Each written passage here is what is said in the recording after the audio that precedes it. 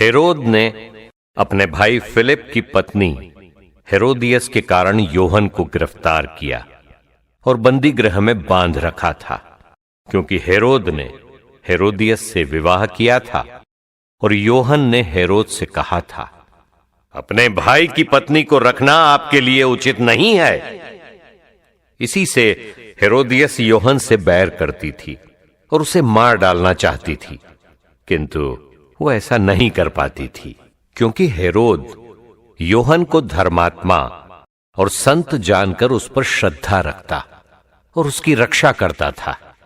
हेरोद उसके उपदेश सुनकर बड़े असमंजस में पड़ जाता था, फिर भी वो उसकी बातें सुनना पसंद करता था। हेरोद के जन्मदिवस पर हेरोदियस को एक सुअवसर मिला।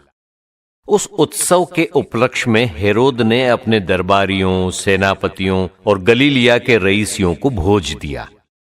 उस अवसर पर हेरोदियस की बेटी ने अंदर आकर नृत्य किया और हेरोद तथा उसके अतिथियों को मुग्ध कर लिया। राजा ने लड़की से कहा, जो भी चाहो मुझसे मांगो, मैं तुम्हें दे दूंगा। और उसने शपथ खाकर कहा, जो भी मांगो, चाहे मेरा आधा राज्य ही क्यों ना हो, मैं तुम्हें दे दूंगा। लड़की ने बाहर जाकर अपनी मां से पूछा, मैं क्या मांगू? उसने कहा, योहन बपतिस्ता का सिर। वो तुरंत राजा के पास दौड़ती हुई आई और बोली, मैं चाहती हूं कि आप मुझे इसी समय थाली में योहन बपतिस्ता का सिर दे दें। राजा को धक्का लगा, परंतु अपनी शपथ और अतिथियों के कारण वो उसकी मांग अस्वीकार करना नहीं चाहता था। राजा ने तुरंत जल्लाद को भेजकर योहन का सिर ले आने का आदेश दिया।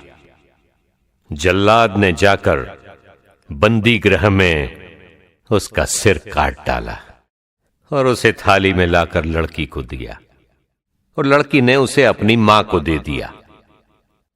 जब योहन के शिष्यों को इसका पता चला तो वे आकर उसका शव ले गए और उन्होंने उसे कब्र में रख दिया।